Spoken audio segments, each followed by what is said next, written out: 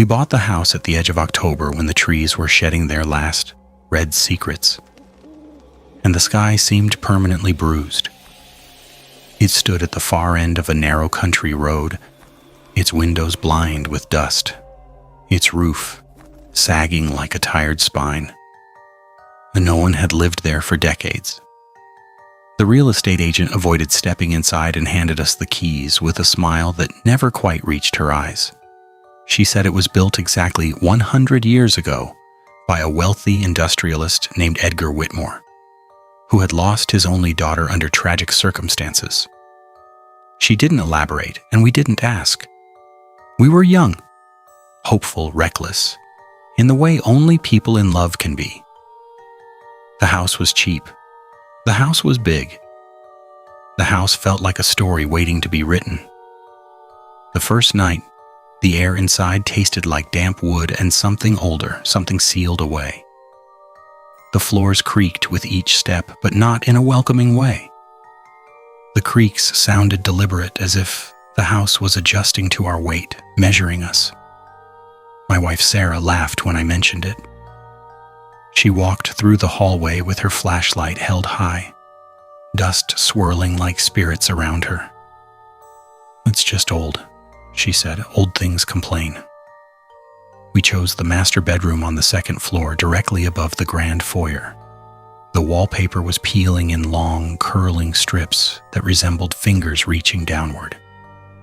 In one corner, faint pencil marks scarred the wall at different heights, dates scribbled beside them in fading ink. The earliest date was 1926. Next to it was a name written in careful loops: Eleanor. "Probably the daughter," Sarah whispered. I touched the wall. The surface felt colder than the rest of the room. The first sign came 3 nights later. I woke to the sound of humming, soft, childlike, a melody without words, drifting through the dark. At first, I thought it was Sarah, but when I turned toward her, she was asleep, her breathing slow and steady. The humming continued, moving across the ceiling as if it had weight and direction. It slid from one corner of the room to another, then seeped through the walls and down the hallway. I followed it. The hallway was lit only by moonlight, leaking through a cracked window. The air felt denser, harder to breathe. The humming led me toward a small door at the end of the corridor we had assumed was a storage closet. The knob was ice cold under my hand. The moment I touched it, the humming stopped. I opened the door. Inside was not a closet. It was a narrow staircase spiraling downward into darkness. The smell rising from below was metallic and sweet. I didn't go down. Not that night. In the morning, the staircase was gone. The door opened to a shallow space filled with old paint cans and broken tools. I convinced myself I had dreamed it. The mind can be cruel in unfamiliar places. Sarah teased me about late-night ghost hunts, but she kissed my cheek and told me I needed more sleep. That afternoon, while scraping old wallpaper in the dining room, Sarah found something behind the plaster, a photograph. The edges were brittle, the image faded to sepia. It showed a little girl standing on the front steps of the house. She wore a white dress that hung too long around her ankles. Her hair was braided tightly, and her expression was not smiling, not frowning, but something in between. Her eyes were dark hollows in the photo, as if the camera had swallowed their light. On the back of the photograph, written in careful ink, were the words, Eleanor Whitmore, age 7, 1926. Sarah felt a strange attachment to the image. She cleaned it gently and placed it on the mantelpiece. That night, the temperature in the living room dropped so suddenly that our breath fogged in the air. The fireplace was lit, but the flames leaned backward as if blown by wind no one could feel. The photograph slid from the mantel and landed face down on the floor. When I picked it up, The girl's face had changed. Her eyes were no longer hollow. They were open, black, watching. Sarah insisted I was imagining it. "You're letting the story get to you," she said. "Old house, dead child. It's classic horror." But she didn't put the photo back on the mantel. The second sign came with footprints, small, bare, damp. We found them in the kitchen early one morning, trailing from the sink to the center of the room. The floorboards were dry, yet the prints glistened as if freshly made. They stopped abruptly, mid-step, as though whoever left them had vanished into the air. Sarah's laughter sounded forced this time. We checked every window and door, all locked. That night the humming returned, louder, closer. This time Sarah heard it too. We lay in bed, frozen, listening as the melody drifted just outside our door. It was the kind of tune a child sings to herself while playing alone. The knob began to turn slowly, deliberately. It twisted back and forth, testing the lock. Sarah squeezed my hand so tightly her nails cut into my skin. Then came a whisper. "Why did you take my room?" The voice was thin, like wind slipping through cracks. I forced myself out of bed and flung the door open. The hallway was empty. But at the far end, near the staircase, stood a small figure in a white dress. Her head was tilted at an unnatural angle. Her hair hung over her face like a curtain. She did not move. Sarah screamed. The lights flickered violently, plunging us into darkness. When they returned, the figure was gone. We should have left then. Instead, we searched for answers. The town's historical society kept records dating back a century. The house had been built in 1925 by Edgar Whitmore, a wealthy factory owner who had moved to the countryside with his wife and daughter, Eleanor. According to archived newspapers, Eleanor had died in 1926 under mysterious circumstances. The official report listed her death as accidental, a fall from the staircase. But rumors at the time suggested otherwise. Some believed she had been locked away due to illness. Others whispered about strange rituals conducted in the house. Whitmore and his wife left town shortly after her death.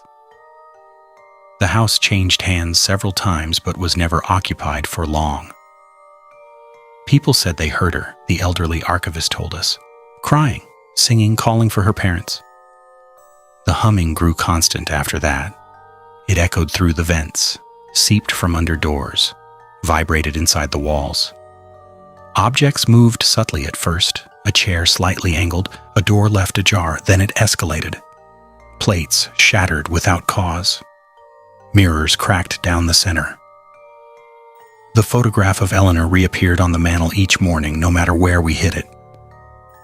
Sarah began speaking to the empty rooms. "We're not here to hurt you," she would say softly. "We just want to live here peacefully."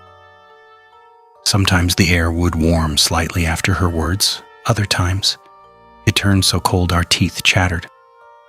One night I woke to find Sarah sitting upright in bed, staring at the corner of the room. "She's standing there," Sarah whispered. "She wants to show us something." I saw nothing. Sarah rose slowly and walked toward the wall where the pencil height marks were etched. She pressed her palm against it. The wall gave way. Not physically. It didn't crumble or crack. It rippled like water disturbed by a stone. And from within it stepped Eleanor. Her skin was pale to the point of translucence. Her eyes were deep voids. Her neck bore a dark, bruised line encircling it. "She didn't fall," Sarah murmured, tears streaming down her face. "She was pushed." The ghost's head snapped toward me. The temperature plummeted. Images flooded my mind.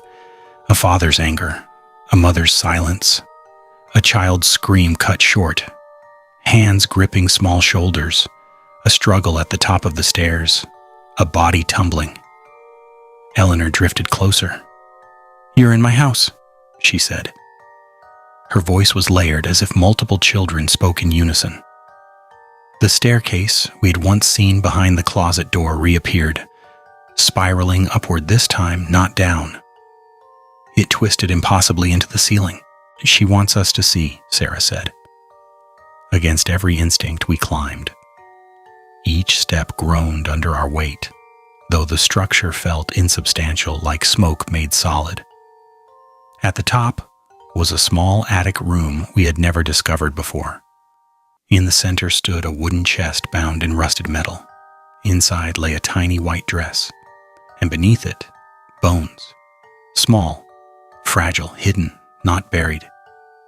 The truth settled heavily in the air. Eleanor had not been mourned. She had been concealed. Sarah collapsed to her knees, sobbing. "We'll tell them," she promised. "We'll make them remember." Eleanor watched silently.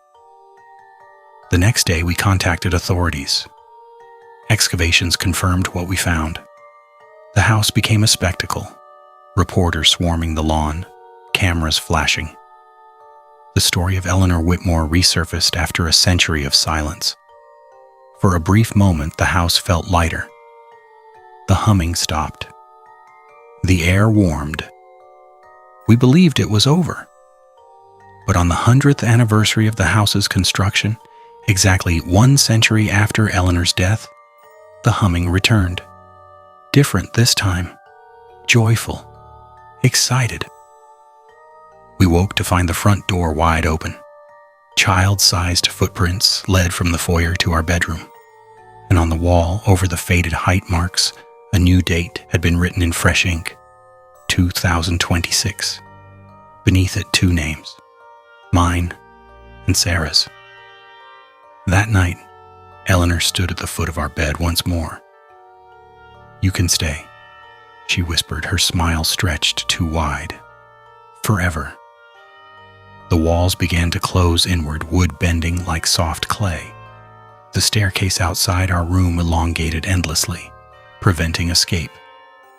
The windows darkened to black mirrors reflecting only her face. As the house groaned and reshaped itself around us, I realized the terrible truth. We had not bought the house. The house had chosen us. And Eleanor had never wanted justice. She had wanted company. The humming swelled, filling every crack and hollow space, vibrating through bone and blood. Sarah's hand slipped from mine as unseen fingers wrapped around her wrist, pulling her toward the wall.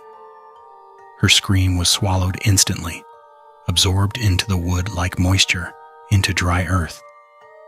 I lunged after her, but the floor dissolved beneath my feet. I fell through darkness that smelled of damp soil and old tears.